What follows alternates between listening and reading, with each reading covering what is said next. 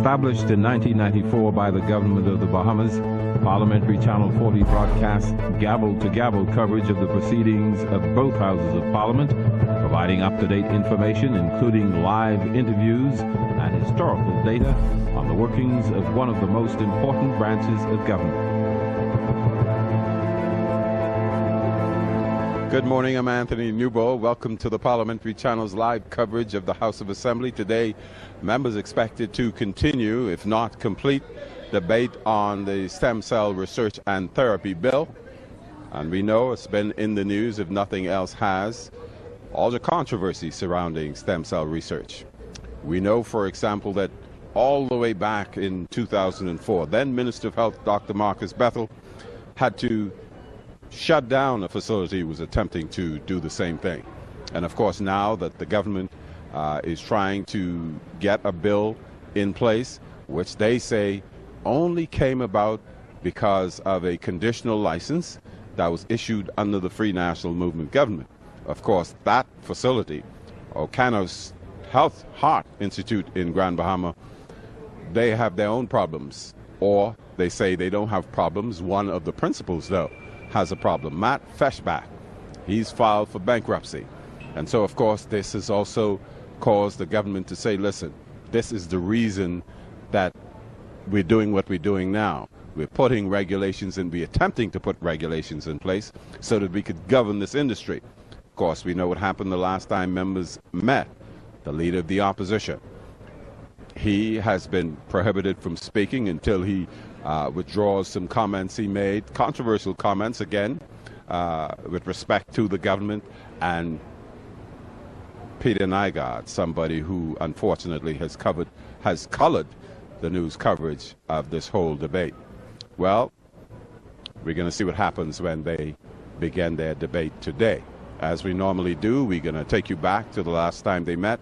Here's Carla Palmer with a recap of the morning session. Exchanges across the floor the last time parliamentarians met, as debate continued on the Stem Cell Research and Therapy Bill. While government members remain adamant that they are on the right path in bringing this legislation, opposition members hold firm to their view, expressing a lack of confidence in the government's ability to enforce the laws to make the bill effective. Just minutes into his contribution, opposition member of Parliament for North Eleuthera, Mr. Theophilus Neely, was interrupted on a point of order, accused of misleading the Parliament by not speaking specifically to the subject being debated. I recall in 1997, and many of you will likely recall as well, there was Dolly the sheep that was cloned. Scientists in Scotland had announced the birth of the world's first successful cloned mammal, Dolly the sheep. Dolly was created at the Roslin Institute in Edinburgh. She was actually born on the 5th of July 1996, but not publicly announced until 1997. Thus, a good indication to us and all persons that work is carried out oftentimes behind the scenes and not announced until later. Dolly was the first mammal to have been successfully cloned from an adult cell. Up until that point, cloning had only been carried out from embryo cells. Dolly was cloned by inserting DNA from a single sheep cell into an egg and implanted into a surrogate mother. Dolly became an exact genetic duplicate of the animal from which the single cell was taken. The member yields. The chair recognizes the member for North Eleuthera, for North Andros and the Berries. Thank you, Mr. Speaker. If you heard my presentation, I took time to explain that there was no need to be involved in embryonic stem cell anymore. The whole point of the international community in science, when awarding the Nobel Prize last year for medicine to the two scientists, one Japanese, one British, for stem cell research, was because they found a way to do the same thing that with the adult stem cell. More importantly, from the patient's own adult stem cell. So why are you bringing up embryonic stem cell in this man? You all don't read? And then he was interrupted again, and yet again, on points of order for the same reason.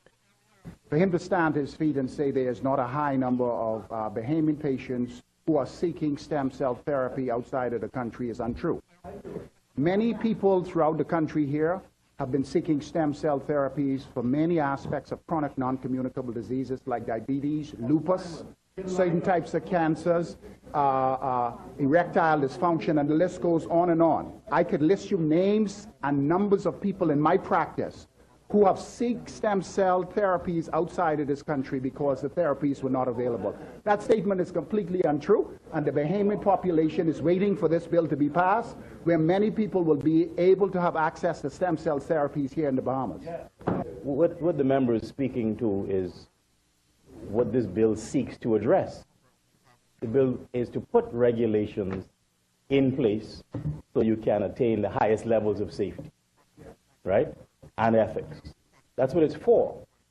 Furthermore, the groundbreaking research that people are now moving towards takes away the idea of rejection from any host of other complications from other people. Why? Because you're using your own tissue. It's that simple. So, you know, sometimes you spin down, you go, you get a little bit of blood, they suck off some blood. You can get all sorts of stuff back from your blood. They can store the blood and give it back to you a month later, a year later, whenever you want it. It's your own tissue. That's as simple as we can say. So what he is speaking of in the avant-garde way that where this research is going, it's your own cells that you will use for your own body's work, to heal the body. And this is the way God made the human body, right? The body is a perfect organism. And over time, some cells come and some go. It's a rhythm to life. And all stem cells do, it replenishes new cells. That's it. But they're speaking of your own tissue. Still, Mr. Neely stuck to and completed his prepared text, concluding that he does not support the bill. Not convinced, he says, that the government could enforce the law to fend off unethical practices. By this time, the name of billionaire Life at Key resident Peter Nygaard had already surfaced. The clip on the internet from a YouTube clip of Nygaard Key, and it was gaming, a clip with gaming on the key itself. If we cannot enforce the laws as it relates to gaming on Nygaard Key, how can it be that we'll enforce the laws and regulations as it relates to stem cell research? Member rises on the point of order. The chair recognizes honourable member for Golden Gates. Speaker, I don't know whether it's intentional or unintentional, but there's no such thing as gaming at Nygaard Key. I have visited Nygaard Key open repeatedly, and you play poker with just chips, not no money, just exchange of chips. And no, there's no money. No exchange of money. No, absolutely no exchange of money. And you have credit games all the time. That's not illegal gaming. Order. Members. And so, Mr. Speaker, that's why I said I don't know whether it's intentional.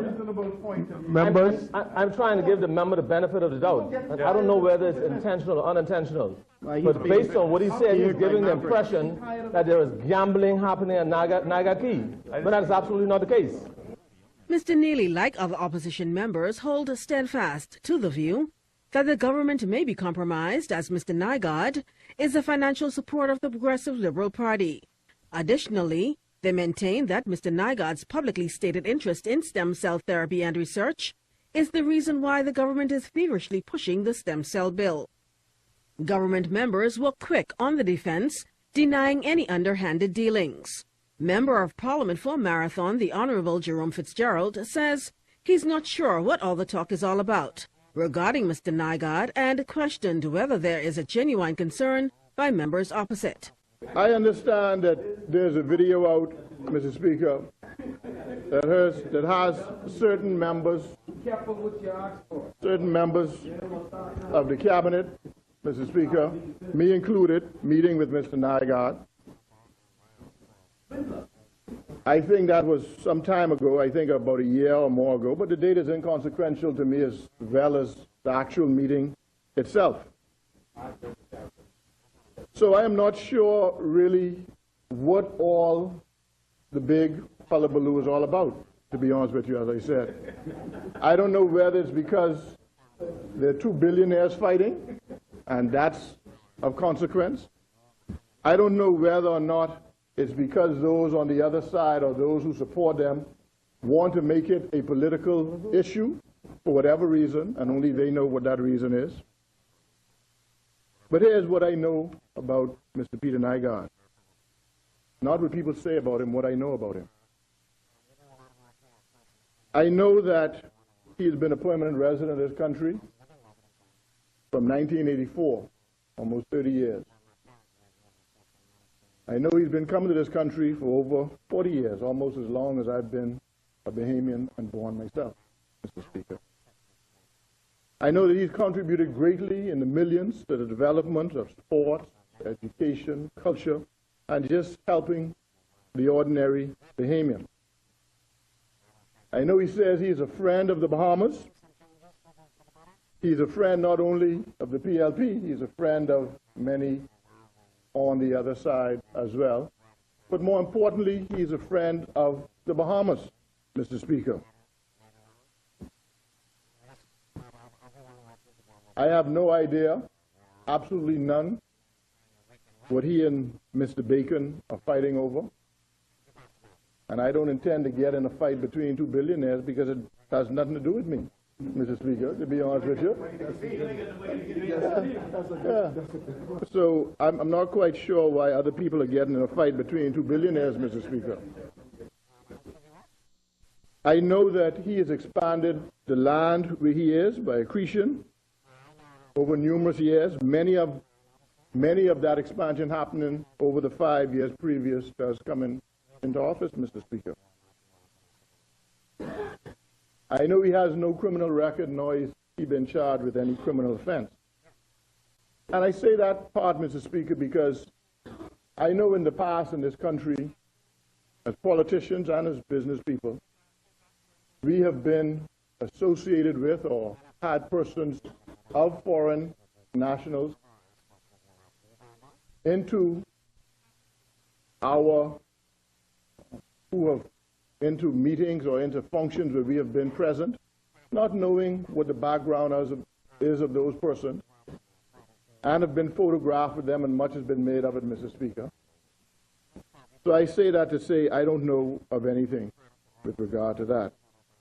Mr. Speaker, as you have seen and we've demonstrated to the public, in the cabinet, in this cabinet, we have 4 doctors, Mr. Speaker. 4 doctors. Very established, well-known, well-recognized, smart, intelligent, young, older, in between, Mr. Speaker. When this issue of stem cell came before the cabinet, Mr. Speaker, the irony of it is, Mr. Speaker, is that this came before the cabinet based on approvals that happened under their administration. Whose administration? Under their administration, the F&M administration, through an approval which was given to a company in Grand Bahama. That's how this came to us, Mr. Speaker. That is how it came to us. And that company, through their approval, had already commenced to spend millions of dollars in Grand Bahama. Millions, Mr. Speaker. With no regulation in place, with no act in place, and the people were progressing, Mr. Speaker. That was our concern. That is when it came to us. The leader, Mr. Speaker, of the opposition, the member for Kalani, was in that former government. Member for Kalani, you have the floor. Mr. Speaker, I asked the member if he said this has been approved and everything. I asked the member to table the documentation of approval. Mr. Speaker, I'm not sure what the leader's point was. It wasn't a point of order because he wasn't disputing what I was saying. Normally when you stand up to make a point of order, you dispute what the person is saying and say that I am incorrect and ask me to prove it. I have no idea what he stood up for. None. He didn't deny it. He didn't say it didn't happen. He didn't say that they didn't approve it.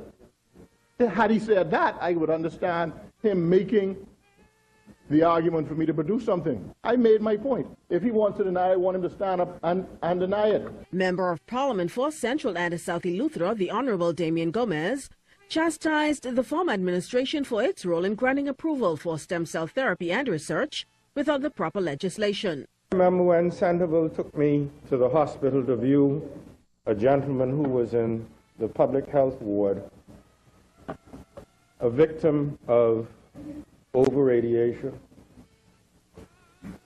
and you could knock on his chest, and it sounded like knocking on a door.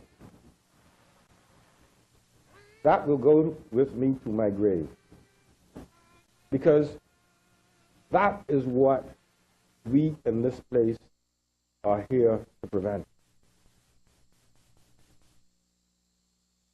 And we do so by passing laws which we bona fide believe to accomplish protecting the public good.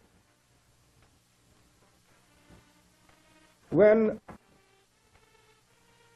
I first learned of a company called Oceanos, it was at a cabinet meeting,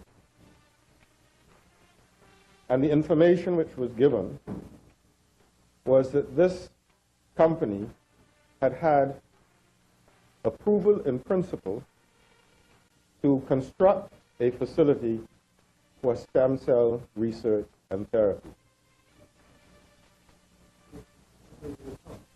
That permission was obtained between 2002 and 2007. We know who the government of the Bahamas was. 2007, 2012. We know who that government was. It was the government of the Free National Movement, and of its ministers was a minister of health who happens to be the leader of the opposition. It is inconceivable that a health facility would have been given approval by the NEC or the cabinet without his input, his participation, and I dare say his consent.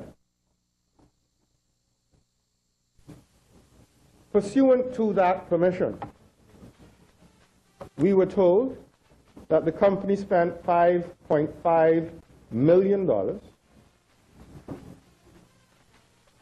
in constructing its facility and making it ready for the services it intended to be providing. We were on the horns of a dilemma.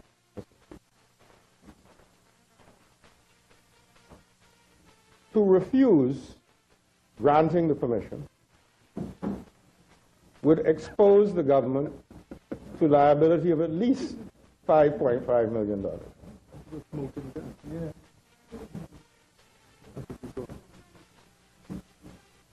To grant the permit or approval willy-nilly would expose the general public to an unregulated entity performing services which were on the edge of being non-controversial. We in this party have had a history of calling for proper regulation of health services in our country, as is evident by the debate and controversy over oncology services and the suite of legislation passed as a result of the resolution of that controversy.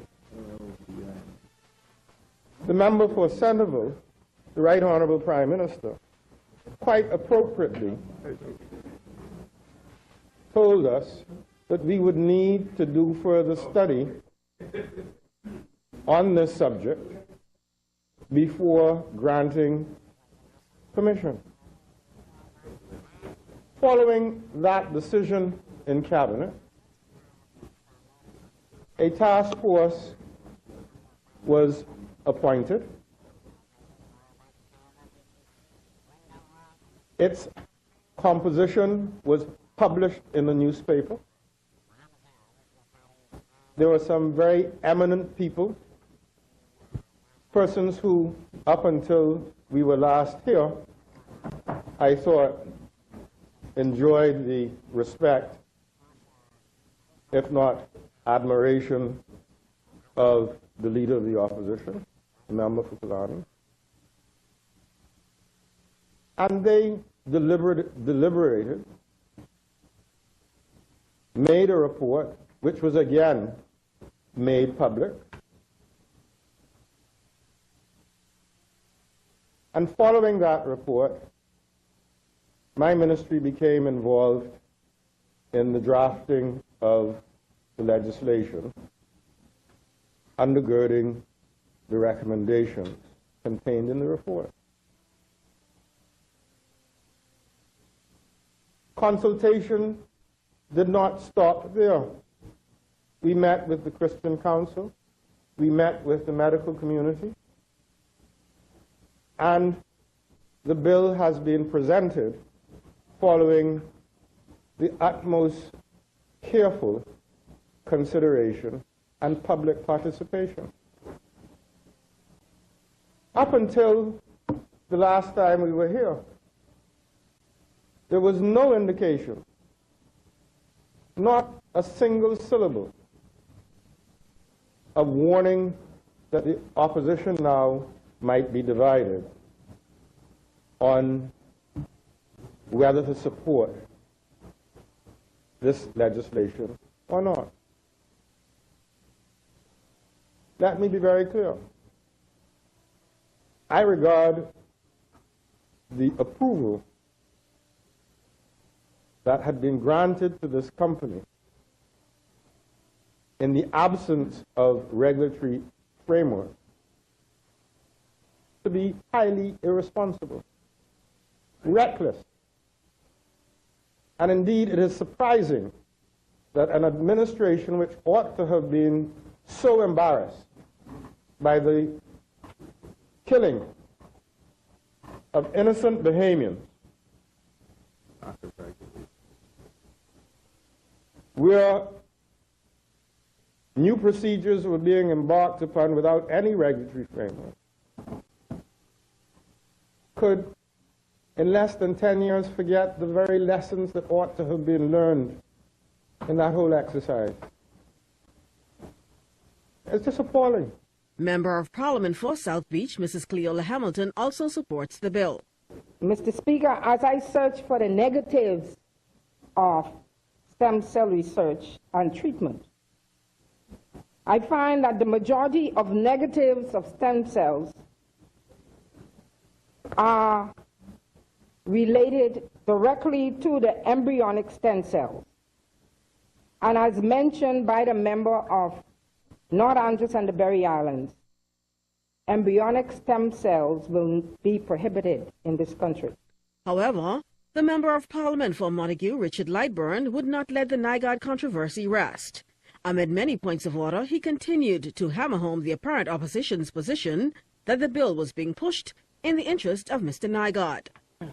Well, I think in light of all that has been occurring here within the last few weeks concerning this individual, I think it imperative that the government states its position, because that here the man is making substantial contributions to the PLP, and he is buying his influence, it would seem, and if he is granted citizenship, I think this is something that the people in this country... Point of order. The chair, member yields. The chair recognizes the member for Golden Gates. Mr. Speaker, we cannot have the member misleading this place. And he made a point earlier that and I think he needs to rescind it, because your microphone, member. He needs to rescind it because he said earlier about some $5 million being contributed to the PLP. Yes, the member said that it was said in the street. It was a conjecture. It was an opinion. Mr. Speaker, no, I just want to say that there's no $5 million, there's no Progressive Liberal Party. Yeah, and also the streets told me, Mr. Speaker, people on the streets told me that Aga Khan gave them $10 million. Very well. And that's why he was allowed to dredge Bell Channel, because of the $10 million they got. Thank you, honorable members. Yep, we're not going to allow hearsay evidence in here. Members, members, members, members, members, members.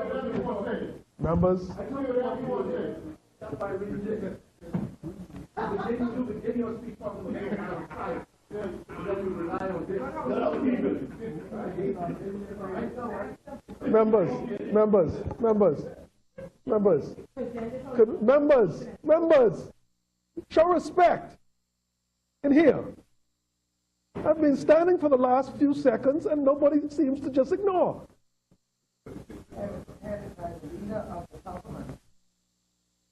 We're not going to allow hearsay evidence in this place. The honorable chamber. And let's not get to that level. Thank you. Member for Montague. Thank you, Mr. Speaker. No problem. Mr. Nygaard is no stranger to litigation. It almost seems as if he encourages it by seeing how far he can push the envelope. In one of his latest YouTube contributions, when he takes his entourage into Baintown,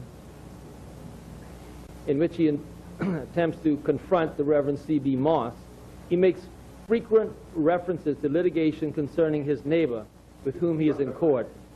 Apart from his antics being inappropriate, it seems evident that he seeks to have the matter tried in the court of public opinion, in the belief that he can buy support by broadcasting his acts of charity. The debate on the stem cell bill continues. For the Parliamentary Channel, I'm Carla Palmer.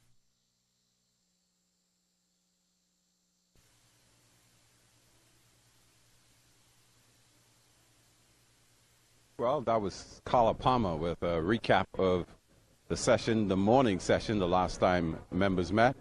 I want to take this opportunity to welcome the listening audience from Radio 1540, The National Voice, Radio 810 in Grand Bahama, and 104.5. Livestream.com/ZNS Bahamas is where you can also watch us streaming live. Visit us at our website, znsbahamas.com, and of course we are on Facebook as well. The afternoon session. Cyan Thompson, shorter session, but here's Cyan Thompson with a recap of the afternoon session. The last time members met again. We are waiting for the start of this morning's session, the continuation, if not completion, of the debate on stem cell research and therapy. Here's Cyan Thompson with that recap. Research and therapy continued Wednesday afternoon. Member for Bamboo Town, Renwood Wells, led off that session explaining that the legislation prohibits cloning and similar experiments of that nature. I have read through the legislation, Mr. Speaker. And in the three areas, Mr. Speaker, where there's a potential for problem, where there's the splicing of human genes with that of animals, we've outlawed. We've outlawed the potential of someone coming and cloning, taking a somatic cell, taking the DNA, taking one of my cells, taking the DNA out of it, taking an egg from an ovum, taking the genetic material out of that ovum, taking my genetic material and inserting it inside of that, giving it an electric shock, and then implanting it into the womb of a woman to produce another Renwood Wells. We've outlawed that. We've outlawed that. Now some of us, Mr.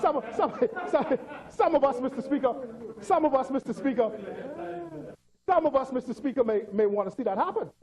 But we've outlawed that, Mr. Speaker. That ain't my view. But I just continue with the behavior.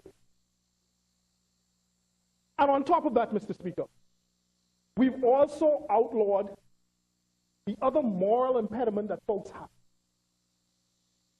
with this research.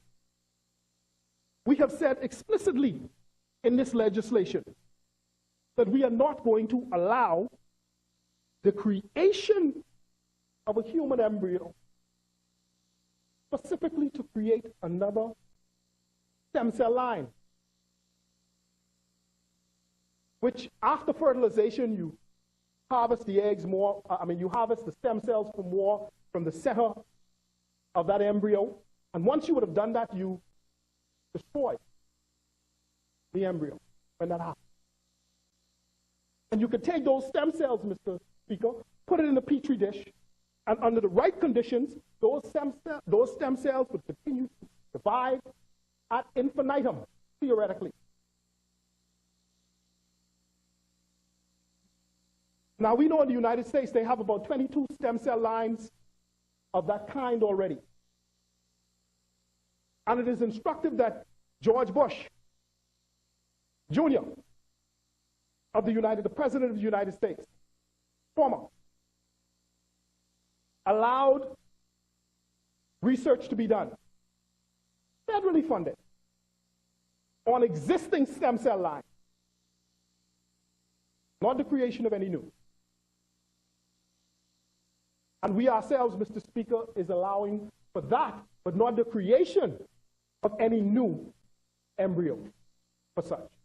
Member for Mycal and Minister of Agriculture and Marine Resources, the Honorable V. Alfred Gray, supports the bill and is confident it will lengthen the lifespan of those who will need stem cell treatment in the future. But for those of us who intend to live good lives, good quality lives, long lives, anything that we could do. That's why, Mr. Speaker, you know, I don't believe anybody inside this house or outside this house will say, I will not spend my money to live a little longer. People borrow money to live longer if they could. Most of the bills, medical bills, why you think it's medical bills? People seeking to live a little longer. Otherwise, all of us will just lie down and die. But no, whenever we get sick, we seek doctor. We will pay for whatever surgery might be necessary if that will lengthen the cords of life. And why not? Why not, Mr. Speaker? God provide you the sustenance and sustenance to go to the doctor to find cures for diseases. Why not? And this is all I understand this bill is seeking to do, just to create another avenue and a regulatory framework and a legal framework within which the practice of medicine is enhanced. And as I read the bill, I saw where there will be an ethics committee to make sure that nobody go right or left outside the law. You will follow the law to the letter. And there is something in the bill that says if there is a breach of the law, it requires instant closure. No notice, instant closure of your business. That's what the law says. And so I think, Mr. Speaker, the Prime Minister ought to be congratulated. Member for Pine Ridge and Minister for Grand Bahama, Dr. Michael Darville, pointed out that Freeport has a private science facility which came under heavy scrutiny, and he stated that legislation like this stem cell bill will provide for greater accountability. He also lauded the Prime Minister for taking a stand on transparency in this matter. I stand in complete support of this piece of legislation that I was fortunate enough to be a part of with the team led by our Minister of Health, the member for North, Andra. Mr. Speaker, this is progressive, and this will bring relief to many ill people in the Bahamas. And it is not something that we have to go around the world to look for. I am confident that in short order, this form of therapy will be available in the Bahamas to parents who do not have the means to go abroad to receive this therapy.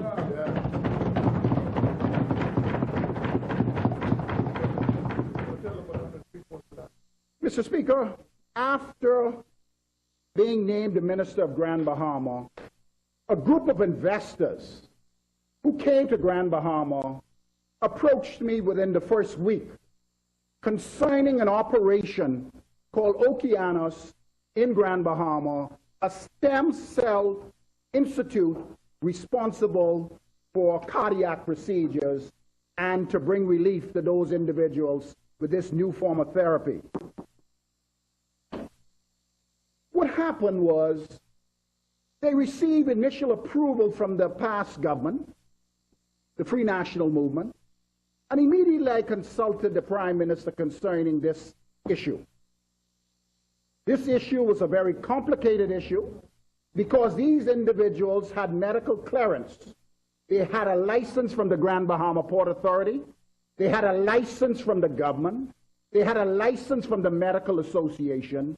But yet they had to prove, they had to apply to the National Economic Council.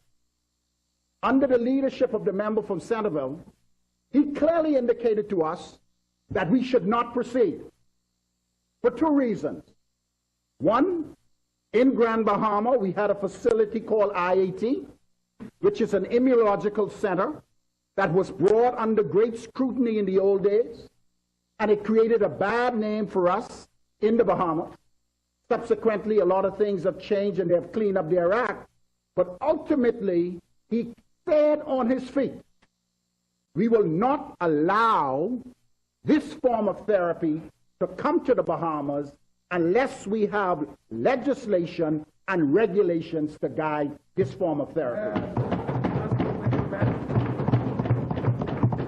Immediately, the Minister of Health, the Right Honorable Member for North Abaco North Andros and the Berry Islands, the Honorable Member, he was then advised to form a committee to look into stem cell in the Bahamas, and subsequently this very distinguished group of committee members was able to come back to the cabinet with a plan and an objective. We looked around the world for legislation. We looked at Canada. We looked at Germany. We looked at the UK. And what we have today is state-of-the-art legislation that is being practiced in developed countries. Member for St. Anne's Hubert Chipman made some recommendations to the law. It presents a choice as to how society will pursue scientific and medical progress. We will ignore ethical norms and use some of the most vulnerable human beings as being objects, undermining the respect for human life. That is the foundation of the healing art. Mr. Speaker, we must be careful in our dealings and enact the proper laws.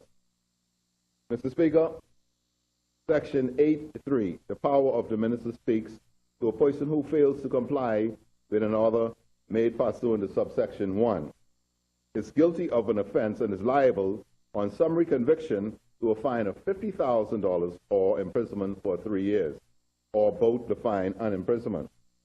Mr. Speaker, a fine of $50,000 for each infraction is far too low. The fine should be at least $250,000 to $500,000 for each infraction and under 3 years imprisonment. In addition, Mr. Speaker, the bill should clearly define what is operating in a manner that is detrimental to the public health or public safety. Mr. Speaker, those companies who do business here in the Bahamas have billionaire donors who would love to just pay $50,000 for breaking the law. We really need to make the penalty more stiffer. In most countries, stem cells are not allowed. Mr. Speaker, Section 9.1, offenses by body corporate, needs to be clearly defined. This section is very vague and is open to interpretation. Section 10, Mr. Speaker, 10.1, report to be submitted to the minister as it pertains to finance should be done on an annual basis and presented to Parliament. However, Mr. Speaker, there should also be a report on a quarterly basis that speaks to the evaluation and the monitoring of these centers by the Department of Public Health to ensure that the facilities is upholding the rules and regulations applied to them. There's nothing in this bill that speaks to this, Mr. Speaker. As we all know, we pass laws in this country, but there's very little enforcement. As my leader said in his contribution, We cannot enforce traffic laws in this country. Controversial remarks by the St. Anne's MP at the end of his presentation were ordered expunged by the Speaker, and he was also ordered to withdraw them, which he did. Opposition leader Dr. Hubert Minnis, who spoke in support of Mr. Chipman, was also asked to withdraw his remarks, but he refused to do so. The Speaker then ruled that he would not be allowed to speak again in the chamber until he withdrew his remarks. Prime Minister Christie, who was part of that discussion, had this to say. Mr. Speaker, I propose to speak to this matter today. Very well. I propose to speak fully to this matter today. The member for Kalani laid a suggestion, an implication to the effect that I would have had a corrupt exchange relationship with Mr. Nygaard. That is an insidious representation about my character. There is no possibility of that, Mr. Speaker. That is the position I take. Whatever tape he saw, he never saw me. Do not come to this house and talk nonsense. And Mr. Speaker, let me tell you why it is difficult. Let me tell you why it's difficult. I never said, Mr. Speaker, Nygaard came to me to indicate to me an experience he had with his mother in searching for a cure for her, going around the world, taking her and ending up, and I said, some dingy room in the Dominican Republic. My words. And that he determined then that he had to spend millions of dollars looking for solutions to illnesses of that kind. That's what I said down there then, Mr. Speaker. Mr. Speaker, I also said, he told me that he would not want to come to the Bahamas unless there was a legislative environment, which means this, that anyone has to be seen to be a fit and proper person to do business in the Bahamas by way of law. The difficulty for this minister is, as we speak, he gave permission, his ministry gave permission for someone who has a serious problem right now that I will speak about when I speak. And the implication of it is that he never, as a minister of health, even thought of ensuring that people are fit and proper. Never even thought of it. For the Parliamentary Channel, I'm Cyan Thompson.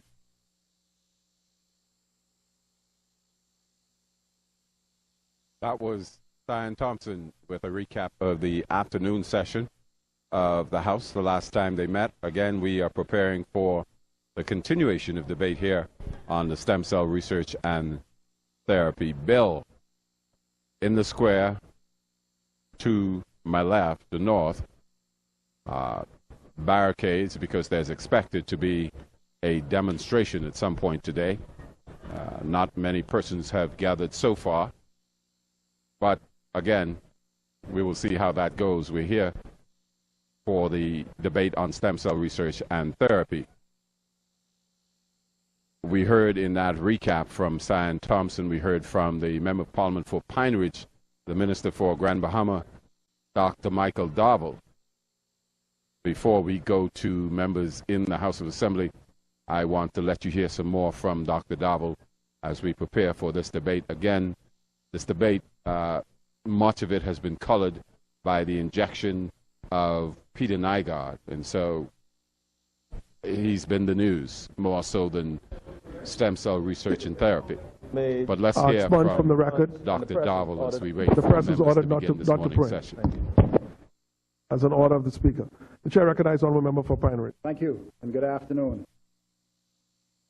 Today I rise in support of this Progressive Stem Cell Research Bill and Therapy Bill 2013. But, Mr. Speaker, I'm new to this place. I've had some experience in the Senate, in the other place. And today I stand really on a bad note for two reasons, sir. First of all, for the first time in my life,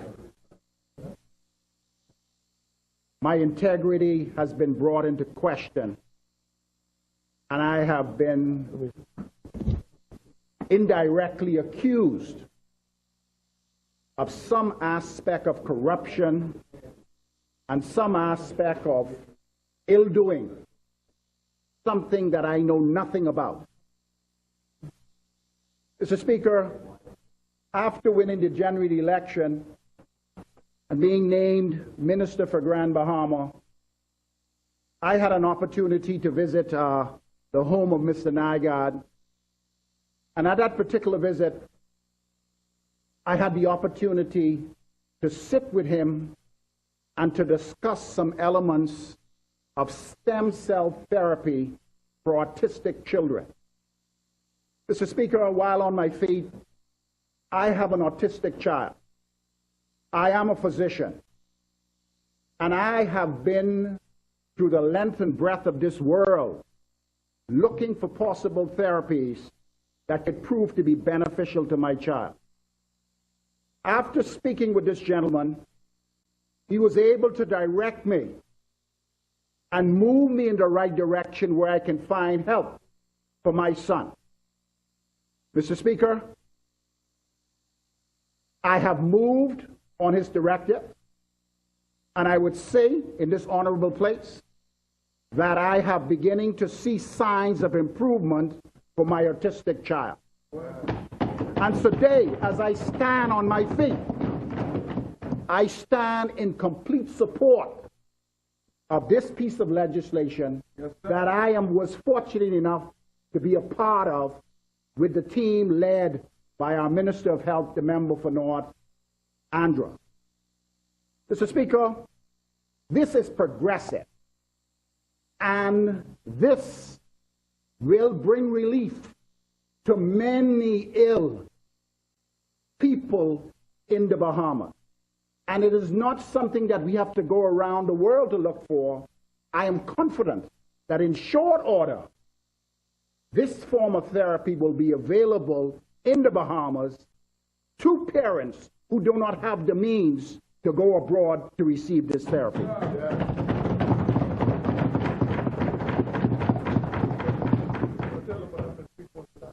Mr. Speaker, after being named the Minister of Grand Bahama, a group of investors who came to Grand Bahama approached me within the first week concerning an operation called Okeanos in Grand Bahama, a stem cell institute responsible for cardiac procedures and to bring relief to those individuals with this new form of therapy. What happened was they received initial approval from the past government, the Free National Movement, and immediately I consulted the Prime Minister concerning this issue. This issue was a very complicated issue because these individuals had medical clearance. They had a license from the Grand Bahama Port Authority. They had a license. Again, I want to take this opportunity to welcome the listening audience from Radio 1540, 104.5, and Radio 810 in Grand Bahama. And, of course, let you know that we are streaming live, livestream.com/ZNS Bahamas. You can visit us on the website, znsbahamas.com, and we are on Facebook as well. Right now, we are preparing to begin today's session, debate on stem cell research and therapy here in the House of Assembly. So let's join Pastor Hugh Roach for the invocation.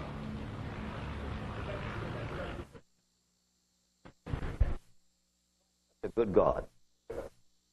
He allowed him to come out of prison, come to the Bahamas, and allowed me to be in line to shake his right hand. I have a picture of it to prove it. It's a wonderful thing when you know that God answers your prayer. So no matter what happens, don't be discouraged. Keep on believing. God still answers prayer. The lesson today comes from one of those successes of Israel's history. You know, there was King Saul, and then there was King David, and then there was King Solomon, and then there's Rehoboam. And Rehoboam, the son of Solomon, reigned in Judah Rehoboam was 41 years old when he became king. He reigned 17 years in Jerusalem, the city, which the Lord had chosen out of all the tribes of Israel to put his name there. His mother's name was Naamah, an Ammonitess.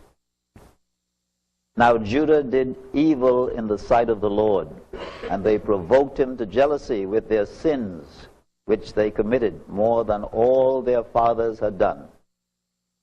For they also built for themselves high places, sacred pillars, and wooden images on every high hill and under every green tree.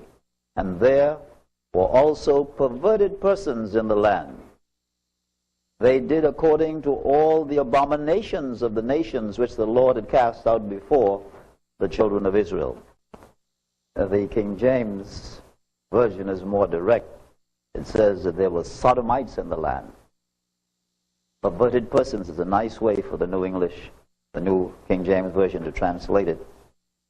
But we have to pray for our nation, to pray for our people. We have to pray for our families. And I ask you this morning to join me in such a simple prayer. Our Heavenly Father, we look to you, the source of all wisdom, all knowledge, all strength. We recognize that these things that were written aforetime were written for our learning, that we through patience and comfort of the Scriptures might have hope. Lord, remember our Commonwealth today, this land that you've given to us to call our home. And remember the citizens, old and young. Especially today, we pray for those who are hospitalized and those who are sick at home and those who are looking forward to treatment of some kind to relieve their human suffering. We thank you for those who are making an effort to improve our lot. We ask for your grace and your mercy on those who lead the nation at this time. Be with every leader, O God. Grant courage and strength so they will do the right thing for your people. We thank you for the opportunity we have to see so much being accomplished in such a short time. But now, Lord, some are desperate. They need funds for medical expenses. They need support from family. They need so much, dear Lord. But you are the God who can supply every need. And we thank you, Lord, that you even built a tree, made a tree, grew a tree. And the leaves of that tree are for the healing of the nations. Bless us today, for we ask it in the name of Jesus, who went about doing good and healing all manner of sickness and diseases, and taught us when we pray to say together, Our Father, who art in heaven, hallowed be thy name, thy kingdom come. Thy will be done on earth as it is in heaven. Give us this day our daily bread, and forgive us our trespasses, as we forgive those who trespass against us. And lead us not into temptation, but deliver us from evil. For thine is the kingdom, the power, and the glory, forever and ever. Amen. God bless you.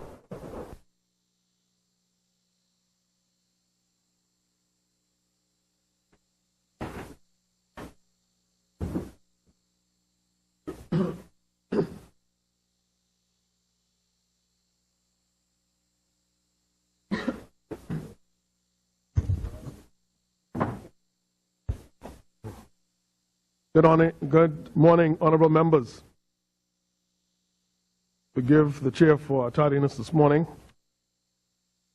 There's always interesting matters that's going on in our Commonwealth. Today is Monday, the 21st of July, 22nd of July, in the year of our Lord, 2013, and I'd like to welcome each and every one of you back to this honorable house. When we suspended at our last sitting, we were debating by way of second reading what is regarded as the Stem Cell Research and Therapy Bill. Before we commence our proceedings, however, the chair will make just a few brief observations. By way of announcement, I take no pleasure in reporting that the politicians won the first half of the game on Saturday, yet lost the game with the pastors. Not proud of that. I should have known better that we would lose when the pastors made a complete circle and placed us in the middle. In essence, we were boxed in during the prayer.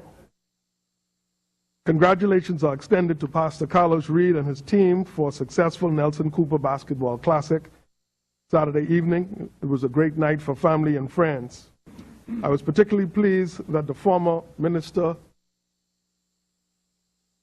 of Youth, Sports and Culture, the Honorable Charles Maynard, was honored posthumously with a commemorative basketball with the signatures of all the players, and then mounted in a laser-carved, transparent fiberglass container. It was presented to the deceased father, Mr. Andrew Maynard, and the spouse of the former minister, Mrs. Zelina Maynard. As head coach, I would like to thank the following: Cassius Stewart, Sally Moss, David Farrington, the members for Pinewood, the captain, North Abaco, Exuma, Ragged Island, Bamboo Town, Senator Burrows, and Warren Berry. To assume some of the responsibilities for the loss are assistant coaches, Fenton Nemore on the bench, and in the stands, the member for Golden Gates, and head coach emeritus, the member for Bain and Grantstown. The final score was 28-20. Congratulations once again to the pastors.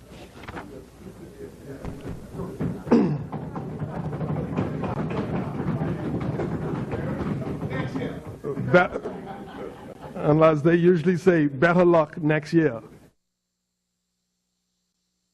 I think we need some draft choices, though. Congratulations are also extended to the director of the Parliamentary Channel, Mr. Anthony Ace Newbold, who is with us in the gallery, for recently receiving the Bahamian Icon Award for Excellence in Journalism.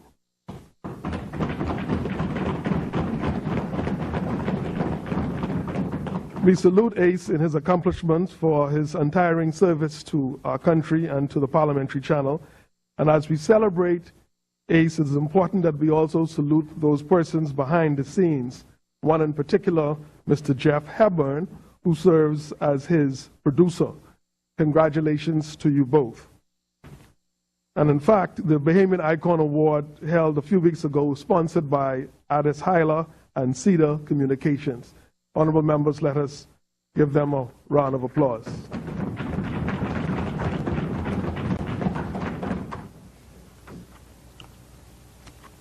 As I indicated in my opening remarks, we were debating the stem cell and research debate, and I believe we ended when we suspended with as many. And the chair will now recognize the member who is prepared to speak. The chair recognizes honorable member for Golden Gates. Two members cannot be on the feet at the same time. Member for Kalani, the chair orders you to take your seat. Member for Kalani, you are defying the wishes of the chair. Member for Kalani, you are out of order. Member of Kalani, you are out of order. Member for Kalani, you are out of order. You're being disingenuous. We've had a private meeting. We have an understanding. You are out of order. Member for Kalani, you are testing the patience of the chair. Member for Kalani, I'm not sure what was planned, what is your strategy, but it does not work. It will not work in here. Member for Kalani, I order you to take your seat. You order you to take your seat. Member for Kalani, I order you to take your seat. Member for Kalani, you are out of order. Member for Kalani. Member for Kalani, I will tell you for the final time. Member for Kalani, you're defying the order of this House in so many ways. You are showing utter contempt for this House. Member,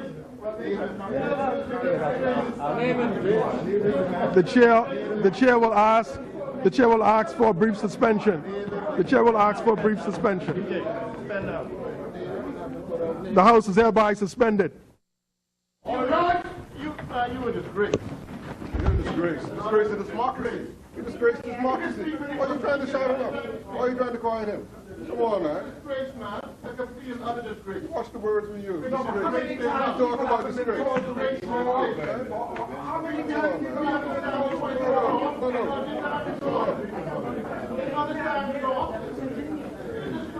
you can't get 10 people to demonstrate outside.